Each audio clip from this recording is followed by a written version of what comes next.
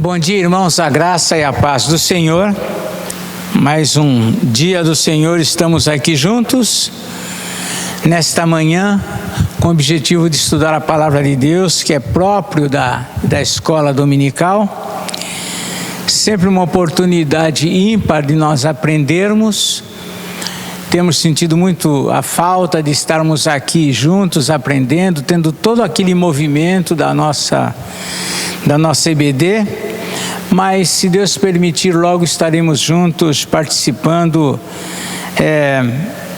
face a face de tudo isso que Deus nos tem permitido até então, mas ao mesmo tempo agora por um pouco de tempo estamos aqui numa situação diferente.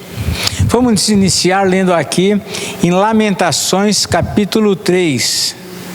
Lamentações capítulo 3. A partir do verso de número 22. Verso de número 22. O contexto aqui, Jeremias estava expressando toda a sua tristeza, todo o seu lamento pela condição que estava vivendo o povo de Deus, o seu povo, Jerusalém destruída, tudo abaixo. Nabucodonosor havia levado o povo para o cativeiro, e a tendência de Jeremias era ele expressa isso, era ele ficar remoendo na sua mente todo aquele quadro difícil. E ele próprio entende que ele deveria buscar trazer à memória as coisas que davam esperança, as coisas que iam lhe fazer bem, não ficar remoendo aquilo que lhe fazia mal. E então nesse momento, nesse escrito, nessa palavra que ele diz aqui, quando ele diz quero trazer à memória aquilo que me dá esperança, uma das coisas que ele traz com muita clareza, que ele quer trazer à memória, é as misericórdias do Senhor. E isso é algo que é um ensino precioso para nós, né? Nos momentos de lutas, traga à memória as misericórdias do Senhor. Nas dificuldades, no tempo de coronavírus, em vez de nós ficarmos lamentando tantas coisas e consequências que virão, inclusive por conta desse momento, vamos nos lembrar das misericórdias do Senhor. Então podemos ler aqui a partir do verso 21, quando ele diz, quero trazer à memória o que me pode dar esperança.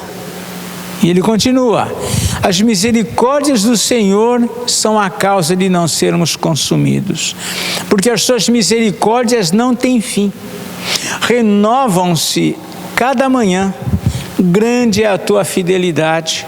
A minha porção é o Senhor, diz a minha alma, portanto esperarei nele. Bom é o Senhor para com os que esperam por ele, para a alma que o busca. Bom é aguardar a salvação do Senhor, e isso em silêncio. Até esse versículo aqui apenas, quando Jeremias aqui, ele destaca aqui que as misericórdias do Senhor são a causa dele não ser consumido, de não sermos consumidos. As misericórdias do Senhor é o que nos sustenta em todo o tempo, nos dias bons, e mais ainda desfrutamos disso ou sentimos isto nos dias difíceis. Nós vamos orar agradecendo a Deus por mais este dia, um dia que podemos desfrutar da sua graça, do seu amor, da sua presença, mais um dia na nossa vida. Vamos orar. Senhor nosso Deus, te agradecemos pelo dia de hoje, rogamos a tua bênção sobre nós, sobre os que nos cercam, cuida da nossa congregação, Oceã, abençoa os irmãos que lá congregam, o pastor Natan, cuida do teu povo, cuida aqui também de todos os que aqui estão, Pai, dos nossos presbíteros, diáconos, os professores de escola dominical, o grupo todo que continua também trabalhando e servindo nesse período, cuida das nossas crianças, adolescentes, jovens e adultos, dos idosos, Senhor, de uma forma especial nesse contexto do coronavírus, Pai, enfim, cuida do teu povo e também ensina-nos, Pai, através da Tua palavra.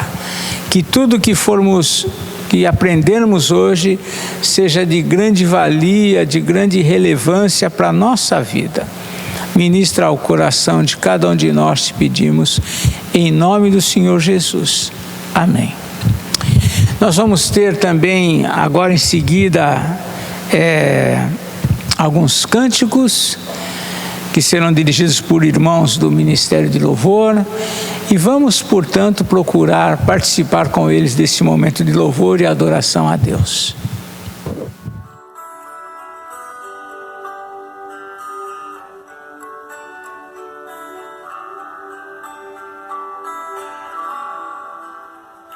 Renova-me, Senhor Jesus,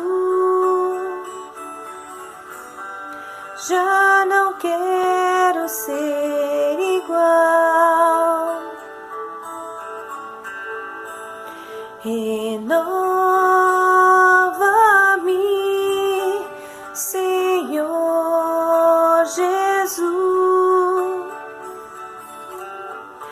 põe em mim teu coração,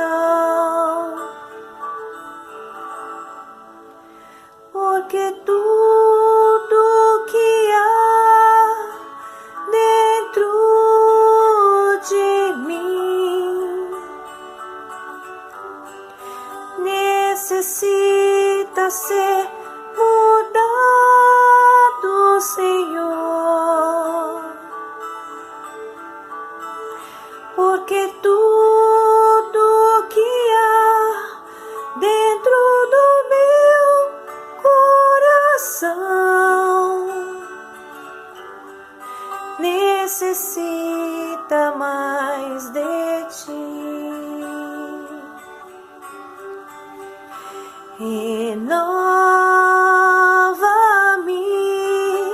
Senhor Jesus, já não quero ser igual. Renova-me, Senhor Jesus, põe em mim teu coração, porque tudo que há dentro de mim, ó Senhor, necessita ser mudado, Senhor,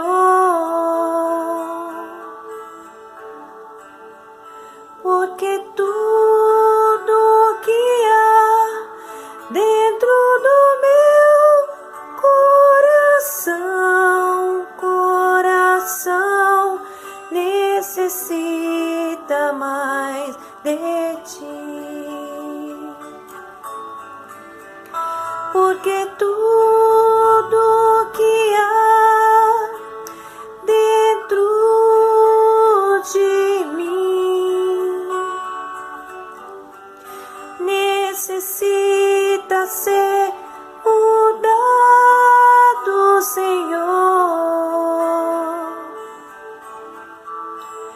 porque tudo que há dentro do meu coração necessita mais de ti, ó, necessita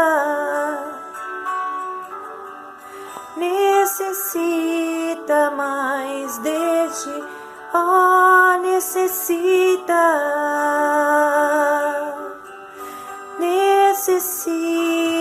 mais de ti.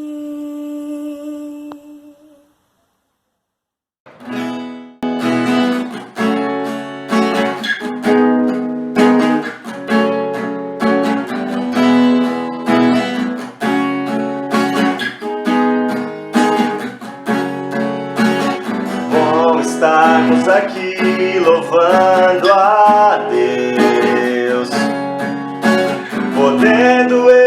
exaltar seu santo nome.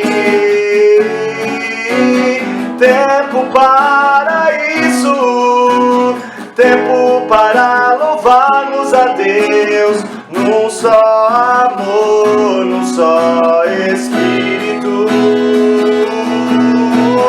Tempo para isso, tempo para louvarmos a Deus, num só amor, num só Espírito. Bom estarmos aqui louvando a Deus, podendo exaltar seu santo nome. Tempo para isso, tempo para louvarmos a Deus, num só amor, num só Espírito. Tempo para isso, tempo para louvarmos a Deus, num só amor, num só Espírito. Deus venha nos abençoar e que essa união nunca falte para nós. Deus venha nos abençoar e que essa união nunca falte para nós. Bom estarmos aqui louvando a Deus, podendo exaltar seu santo nome. Tempo para isso, tempo para louvarmos a Deus, num só amor, num só Espírito. Tempo para isso, tempo para louvarmos a Deus, num só amor, num só Espírito. Deus venha nos abençoar e que essa união nunca falte para nós. Deus venha nos abençoar e que essa união nunca falte para nós. Deus venha nos abençoar e que essa união nunca falte para nós. Deus venha nos abençoar e que essa união nunca falte para nós. Muito bem, irmãos, ainda faz parte da nossa IBD conhecermos aqueles que aniversariaram, e alguns irmãos completaram mais um ano nesse período, e queremos aqui parabenizá-los, dizer que eles são preciosos para o Senhor e rogar a Deus que abençoe ricamente as suas vidas. Que Deus os abençoe. Vamos ter agora em seguida, vamos ver quem são esses irmãos que aniversariaram, e após esses momentos de conhecimento dos aniversariantes, nós vamos ter uma palavra, hoje estudo ministrado pela nossa irmã Raquel de Paula. Que Deus a abençoe e que nós sejamos também abençoados pela ministração, pelo seu ensino. Vamos, portanto, dar prosseguimento agora conhecendo os aniversariantes.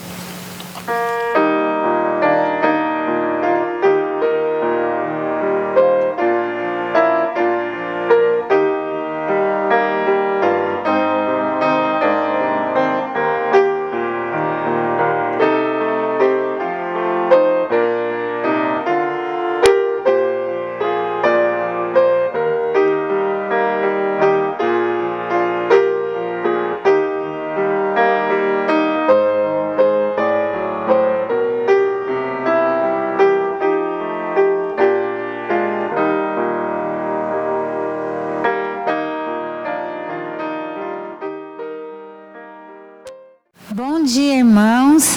Estamos morrendo de saudade, né? Não vemos a hora de voltar aqui à igreja e abraçar a cada um. Mas vamos começar a nossa aula da escola dominical desse domingo com uma oração, tá bom? Vamos orar. Senhor nosso Deus, muito obrigado, Pai, por esse domingo que é o dia do Senhor. Obrigado porque estamos ouvindo a Tua palavra, cantando louvores a Ti, Senhor. Ajuda-nos, ó Pai, a entender um pouco mais da porção da Tua palavra e praticá-la, Senhor. Ajuda-nos, Senhor, a não pecar contra Ti. Te pedimos perdão pelos nossos pecados e livra-nos de todo o mal, Pai. Abençoa-nos neste momento, em nome de Jesus que nós oramos. Amém. Hoje nós vamos estar falando sobre o poder e a misericórdia do Deus da Aliança. A aula de hoje vai ser baseada no livro de Juízes. E o tema de hoje é o poder e a misericórdia do Deus da Aliança. Essa semana, os irmãos procurem ler o livro de Juízes. Tem 21 capítulos, né? Então, lê 3 capítulos por dia. Bom, o texto básico é Juízes 21, 25, a parte B, que diz exatamente isso. Cada um fazia o que achava mais reto. O contexto do livro de Juízes é exatamente após a morte de Josué e as tribos, elas já tinham entrado na terra prometida, só que eles precisavam ainda terminar de conquistar, né, as terras, as porções de terra, de acordo com cada tribo. E ele abrange aproximadamente os primeiros 350 anos da história de Israel em Canaã. O regime era teocrático, ou seja, o próprio Senhor, o próprio Deus era o rei invisível de Israel. O povo nessa época, ele era muito desobediente, era idólatra, por vezes e por várias vezes ele foi derrotado, justamente por essa situação de que cada um fazia o que achava mais certo e eles não tinham a lei, né, os mandamentos do Senhor como regra de fé e prática do dia a dia deles. E lá em Juízes 1, vamos abrir lá, Juízes capítulo 1. Ele começa exatamente falando isso, né? Depois da morte de Josué, os filhos de Israel consultaram ao Senhor, dizendo: quem dentre nós primeiro subirá aos cananeus para pelejar contra eles? E Deus falou: vai Judá primeiro. Judá pede ajuda a Simeão, seu irmão, né? Mas é justamente esse o contexto, que eles entraram na terra prometida, mas ainda precisavam conquistar suas porções de terra de cada tribo. Aqui nós vemos que Deus, durante todo esse período, levantou 14 juízes. Aqui eu deixei para nós vermos, né, o tempo que eles sofriam, né, na mão dos inimigos, né, e aí quais os inimigos da época de cada um. Cada juiz que foi levantado pelo próprio Deus como libertador e o tempo que eles tiveram descanso na terra. Então, rapidamente, nós vamos passar por esses juízes. Olha, Otiniel, na época os opressores eram da Mesopotâmia, eles ficaram 8 anos sofrendo e 40 anos de descanso. Eude foi um juiz levantado na época dos amalequitas e amonitas, que deram 18 anos de sofrimento aí ao povo de Deus e 80 anos de descanso. Os filisteus, quando se levantaram contra o povo de Deus, teve como libertador Zangar. Não tem registrado o tempo que isso durou. Quando teve a opressão dos cananeus, nós temos Débora e Baraque, que foram a Débora, que nós conhecemos a história, né? A juíza, juntamente com Baraque, eles tiveram 20 anos de sofrimento e 40 anos de descanso. Gideão, né, que nós temos aí a história de Gideão, as crianças da igreja conhecem bem, teve até um aniversário do Tiago, que teve a festinha com o tema de Gideão, foi ótimo, lembro até hoje. E aí a opressão dos midianitas, que eram bem cruéis, eles destruíam toda a colheita, né? Tiveram 7 anos de sofrimento e depois 40 anos de descanso. Abimeleque sofreu com uma guerra civil, governou Israel por 3 anos. Tola foi um juiz que julgou Israel por 23 anos. Jair julgou Israel por 22 anos. Jefté, na época dos filisteus, que sofreram aí com 18 anos de opressão dos filisteus, depois teve 6 anos de descanso. Ibzan julgou Israel por 7 anos, Elon julgou 10 anos, Abdon julgou Israel por 8 anos e por último Sansão, que também conhecemos bem a história, né? Os filisteus vieram e com toda aquela situação que Sansão, infelizmente, né, foi tão abençoado por Deus, foi um filho escolhido. Os pais pediram tanto um filho e ele foi tão abençoado, consagrado ao Senhor, mas por suas atitudes erradas, né, de falta de responsabilidade perante um povo de Deus, que como libertador ele deveria assumir, ele foi um dos responsáveis por 40 anos de sofrimento aí e depois só 20 anos de descanso, né, que o povo de Deus teve após essa época. Então, no livro de Juízes, o que a gente precisa entender? Este ciclo. O pecado, após essa situação que eles se encontravam, né, de desobediência, idolatria, muitas concessões, né, em relação aos povos idólatras que Deus mandava destruir, e inclusive que eles serviam até de prova, né, justamente em Juízes 2, Deus fala, né, vós, porém, não fazeis aliança com os moradores dessa terra, e eles desobedeceram, né? E aí vinha o sofrimento, vemos a súplica, eles clamavam ao Senhor, Deus trazia o juiz, o libertador, mas quando estava tudo bem, o que eles faziam? Voltava a pecar. Então, como esse ciclo vai se repetir, nós vamos ver então os versículos que mostram exatamente essas coisas para a gente. Então vamos lá, Juízes 3, versículo 7, diz assim: os filhos de Israel fizeram o que era mal perante o Senhor e se esqueceram do Senhor seu Deus, renderam cultos aos Balaíns e ao poste ídolo. Vamos lá para Juízes 4, versículo 1. Os filhos de Israel tornaram a fazer o que era mal perante o Senhor depois de falecer Eude, né? Então, quando estava tudo bem, eles se esqueciam do Senhor. Olha só, Juízes 6, 1. Fizeram os filhos de Israel o que era mal perante o Senhor, por isso o Senhor os entregou nas mãos dos midianitas por 7 anos. Juízes 8, 33 a 35.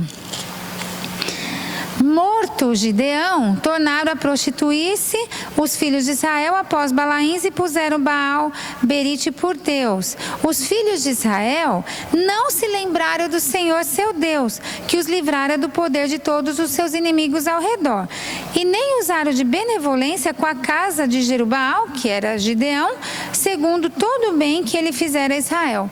Ainda foram ingratos por tudo que eles receberam de bom e toda a bênção que eles tiveram na hora do aperto, né? Isso é tão importante, né, gente? A questão da gratidão. Bom, vamos lá em Juízes 13, o último exemplo aí que nós temos nesse ciclo, né? Que justamente 13:1, tendo os filhos de Israel tornado a fazer o que era mal perante o Senhor, este os entregou nas mãos dos filisteus por 40 anos. Então, neste ciclo que nós temos aqui do pecado, lógico que consequentemente veio o quê? O sofrimento. Então, vamos ver os versículos relacionados ao sofrimento. Volta lá em Juízes 3. Juízes 3, versículo 8. Então a ira do Senhor se acendeu contra Israel, e ele os entregou nas mãos de Cusã-Risataim, rei da Mesopotâmia, e os filhos de Israel serviram a este rei por 8 anos. Depois, Juízes 4, 2. O sofrimento, olha só, entregou o Senhor nas mãos de Jabim, rei de Canaã, que reinava em Azor, né? Cícero era o comandante do seu exército, o qual então habitava em Arosete Agoim, olha só que nome. Bom, Juízes 6, 4 e 5. Aí a opressão dos midianitas, né? Que depois Deus chama Gideão. Então vamos lá. Eles eram cruéis, olha o que eles faziam. Juízes 6, 4. E contra eles se acampavam, destruindo os produtos da terra até a vizinhança de Gaza. E não deixavam em Israel sustento algum, nem ovelhas, nem bois, nem jumentos. Eles acabavam com toda a colheita, pois subiam com seus gados e tendas e vinham como gafanhotos em tanta multidão que não se podiam contar, nem a eles, nem aos seus camelos. E entrava na terra para a destruir. Esses eram os midianitas. E lógico, o povo de Deus sofrendo aí com a fome, né? Juízes 10, vamos lá, versículo 7. Acendeu-se a ira do Senhor contra Israel e os entregou nas mãos dos filisteus e nas mãos dos filhos de Amon. E Juízes 13, 1. Tendo os filhos de Israel tornado a fazer o que era mal perante o Senhor, este os entregou nas mãos dos filisteus por 40 anos. Queridos, vejam o ciclo. Todos esses versículos que nós estamos vendo, né, sobre o sofrimento do povo de Deus em relação à consequência do pecado, em todos eles nós vemos o quê? Deus os entregou nas mãos aí vem o povo que vinha fazer o povo de Deus sofrer. Nós temos que entender muitas vezes que nós pecamos, temos as consequências dos nossos pecados. E Deus permite essas situações acontecerem porque Deus tem um propósito. O propósito do quê? Lembra, nosso Deus é um Deus da aliança. É um Deus de misericórdia e de poder sobre todas as coisas. Deus tem poder. E muitas pessoas podem até nos questionar: poxa, a gente está sofrendo, Deus não está vendo que a gente está sofrendo, que as pessoas estão morrendo? Lógico que Deus está vendo. Ele é um Deus de misericórdia, de poder. Ele pode parar tudo isso de uma vez por todas. Mas Ele permite que isso aconteça. E olha, teve casos aqui de muitos anos o povo sofrendo. Consequência do que eles mesmos tinham feito errado. Mas a misericórdia de Deus, ela vai se renovando e nós precisamos fazer a nossa parte. Nós temos responsabilidade perante as nossas atitudes, as nossas escolhas, não é mesmo? Deus perdoa e Deus quer nos restaurar ao novo amor, restaurar a um caminho que se deve andar, não é mesmo? Como a gente sabe lá de Provérbios, ensina a criança no caminho que se deve andar e mesmo quando for velho ele caminhará. Então vejam, nós precisamos entender isso. E o povo de Deus no sofrimento, no aperto, fez o quê? Súplica. Olha lá. Vamos voltar lá em Juízes 3:9, né? Aqui, Juízes 3:9. Clamaram ao Senhor os filhos de Israel, e o Senhor lhes suscitou o quê? Libertador que os libertou. Aí no caso Otiniel, que aliás era filho de Kenaz, que era irmão de Caleb, né? E o mais novo do que ele. Depois nós vemos Juízes 4:3. Clamaram os filhos de Israel ao Senhor. E aí fala, né? Porque nesse caso aqui, Jabim tinha 900 carros de ferro e por 20 anos o povo de Deus estava sofrendo. Juízes 6:6. Assim, Israel ficou muito debilitado, né? Com os midianitas, com a presença dos midianitas. Então, os filhos de Israel clamavam ao Senhor. No aperto, buscaram ao Senhor. Juízes 10:10. Então os filhos de Israel clamaram ao Senhor, dizendo: contra ti havemos pecado, porque deixamos o nosso Deus e servimos a Balaíns. Vejam, na hora do aperto, do sufoco, né, nós acabamos buscando ao Senhor. E quando a gente está tudo bem, será que não é tempo de buscar ao Senhor? Claro que sim, né?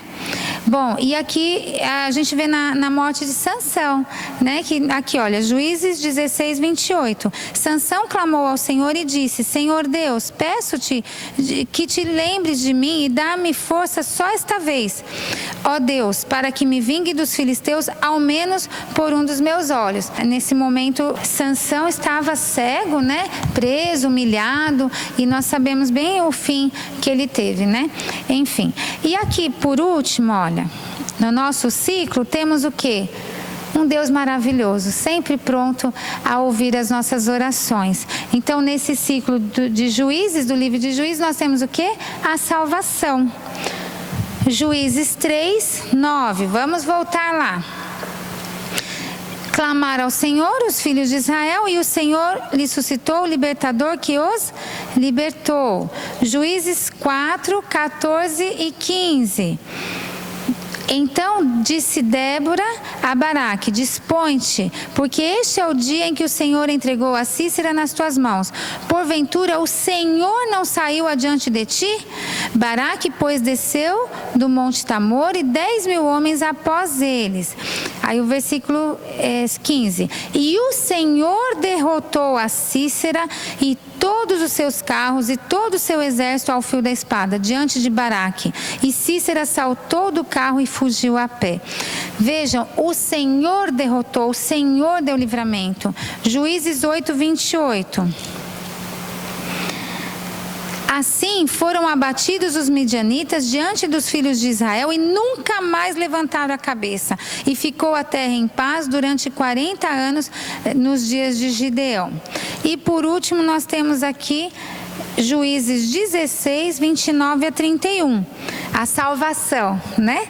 Que no caso é quando Sansão, né, terminou ali destruindo toda aquela estrutura, e ele acabou morrendo junto com os filisteus, né? Mas vamos ver lá, Juízes 16, 29 a 31. Abraçou-se, pois, Sansão com as duas colunas do meio em que se sustinha a casa, e fez força sobre elas, e com a mão direita em uma e com a mão esquerda na outra, né? Ele forçou. Nesse caso, Deus deu força para ele, né? Deus ouviu a sua oração. E disse: morra eu com os filisteus. E inclinou-se com força, e a casa caiu sobre os príncipes, sobre todo o povo que nela estava. E foram mais os que matou na sua morte do que os que mataram na sua vida. Então seus filhos desceram, e toda a casa de seu pai tomaram-no, subiram com ele e o sepultaram em Zorá e Estaol, no sepulcro de Manoá, seu pai. Julgou ele a Israel por 20 anos. Queridos, o livro de Juízes, ele termina justamente com esse versículo. Olha só, depois de várias vezes Deus trazer a salvação, responder às orações do seu povo, traz esse versículo: naqueles dias não havia rei em Israel, cada um fazia o que achava mais reto. E nos nossos dias? O que Deus espera de nós, né? Nós estamos vivendo um momento muito delicado da nossa vida, não é mesmo? O mundo inteiro está afetado por uma doença de fácil transmissão e difícil recuperação. E aí? Nós cristãos, nós que cremos no Senhor, no Deus da aliança, num Deus bom, bondoso, misericordioso, o que Deus espera de nós? Especificamente, cada um de nós precisamos pensar, precisamos colocar diante de Deus, porque uma coisa é certa, uma resposta é certa: todos nós devemos viver para a glória de Deus. Agora, como nós temos evidenciado a glória de Deus na nossa vida neste momento difícil, não é mesmo? Não é fácil não vir à igreja. Igual nós estamos aqui, a Kátia está me ajudando, né? Gravando e se dedicando bastante aqui, né? Para que a gente tenha todos esses momentos, né? No dia a dia. Mas não é a mesma coisa, não é mesmo, meus irmãos? Nós já estamos com saudade da igreja, né? Um mês já, né? Sem ter como vir. Mas graças a Deus nós estamos aqui, estamos vivendo para a glória do Senhor, né? E como nós temos então evidenciado a glória de Deus no nosso dia a dia, na nossa família, né? Com os nossos filhos, nessa situação. Como nós temos evidenciado o nosso amor a Deus. Será que agora nós realmente estamos orando mais, né? Lendo mais a Bíblia? Porque às vezes na correria do dia a dia falamos que não dá tempo, né? Mas e agora que nós temos que ficar em casa, não é mesmo? Então, o culto doméstico. Será que agora nós estamos fazendo o culto doméstico? De uma vez por todas, instituímos o culto doméstico na nossa casa? Isso é muito importante. Nós estamos orando mais com os nossos filhos, com os nossos maridos. A SAF tem se reunido, né, no relógio de oração, de madrugada, enfim, né, com recurso também da tecnologia. E o nosso amor à igreja? Nós estamos sendo fiéis nos dízimos e nas ofertas? Isso é importante, nós temos condições para isso, né? Temos condições de fazer depósito, enfim. Mas a nossa gratidão a Deus, né, daquilo que Deus tem providenciado, apesar do contexto difícil dessa pandemia, Deus tem sustentado a cada um de nós de diversas formas, não é mesmo? Nós temos sido compassivos, temos compaixão dos nossos irmãos, né, enquanto igreja de Cristo, e testemunhado desse amor, ajudando uns aos outros. Enfim, vamos concluir com o texto de Jeremias 17. Esse texto eu acredito que resume bem tudo isso, não é mesmo? Eu destaquei alguns versículos que estão aí no slide para a gente concluir bem. Diz assim, né? Jeremias 17:5. Assim diz o Senhor: maldito o homem que confia no homem, faz da carne mortal o seu braço e aparta o seu coração do Senhor. Versículo 7. Bendito o homem que confia no Senhor e cuja esperança é o Senhor. Versículo 9 e 10. Enganoso é o coração, mais do que todas as coisas, e desesperadamente corrupto. Quem o conhecerá? 10. Eu, o Senhor, esquadrinho o coração, eu provo os pensamentos, e isso para dar a cada um segundo o seu proceder, segundo o fruto das suas ações. Então, que possamos aplicar a palavra de Deus no nosso contexto, orar por nós mesmos, orar pelos governantes, pelas pessoas que estão à frente, para que Deus guarde o coração deles, guarde o nosso coração, para que a gente realmente coloque diante de Deus as nossas atitudes, porque Juízes, naquela época o povo fazia cada um que queria, mas nós não podemos. Nós temos recomendações, nós temos orientações, nós sabemos o que cada um deve fazer. Então, que Deus nos ajude a confiar no Senhor e que Deus abençoe a todos nós, né? Desde os governantes, munícipes, né? Cidadãos, enfim, crentes, missionários. Vamos orar, meus irmãos, para que realmente Deus nos ajude a passar por essa pandemia e que logo possamos estar de volta aqui na igreja, amém? Então vamos orar? Senhor nosso Deus, muito obrigado, Senhor, pela Tua palavra. Como é difícil, Senhor, estarmos diante da igreja, Pai, e os irmãos estarem longe, Senhor. Estamos perto, online, mas estamos fisicamente longe. Realmente dá saudade. Mas que o Senhor seja engrandecido, Senhor, nas nossas vidas. E que logo a gente possa estar de volta, Pai. Abençoa a nossa cidade, Senhor. Abençoe nosso país. Abençoe o mundo, Pai, para que possamos realmente confiar no Senhor, porque só o Senhor pode sondar os nossos corações, os corações dos governantes, e que eles possam buscar um bem maior, Senhor, que é salvar a vida das pessoas, Pai. Essas pessoas que estão morrendo, ó Senhor, que elas possam morrer no Senhor e que possa haver salvação nos nossos lares, Senhor, nos lares dessas pessoas, que as pessoas, Senhor, possam entender que Jesus é o seu Filho amado que veio morrer na cruz para nos salvar no mal maior, que é estar longe do Senhor na eternidade, ó Pai. Ó Senhor, abençoe este domingo, abençoe, Senhor, o dia do Senhor, que possamos estar diante da Tua palavra sendo pregada, Senhor. Obrigado pelos nossos pastores, presbíteros, todos os que estão se empenhando, a equipe de louvor. Ó Pai, a Kátia, todos os que estão se empenhando muito, Senhor, para que a igreja possa estar unida, Senhor. E nós estamos, Senhor, com o nosso coração apertados e nos amando mesmo de longe, que o Senhor seja engrandecido, Pai. Abençoe os nossos missionários, cuida deles, ó Pai, e que possamos, ó Pai, viver uma vida para a honra e glória do Teu santo nome, brilhando a luz de Jesus, inalando o perfume de Cristo, ó Pai, e sendo sal da terra, e que o Senhor seja engrandecido. Essa é a nossa oração, em nome de Jesus. Amém.